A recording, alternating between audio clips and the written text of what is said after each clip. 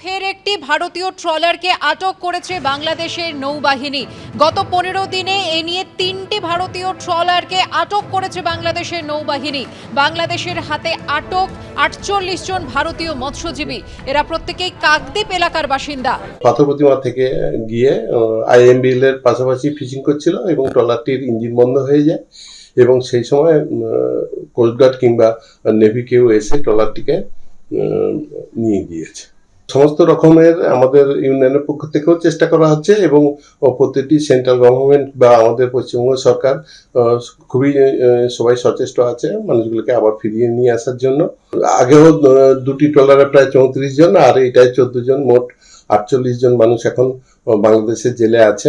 আমাদের এখান থেকেও তো ওদের মালিকদের সব পাঠানো হয়েছে, বাংলাদেশে পাঠানো হয়েছে ওদের দেখাশোনা করার জন্য। বাংলাদেশ হাই কমিশন থেকেও যথেষ্ট হেল্প করা হচ্ছে।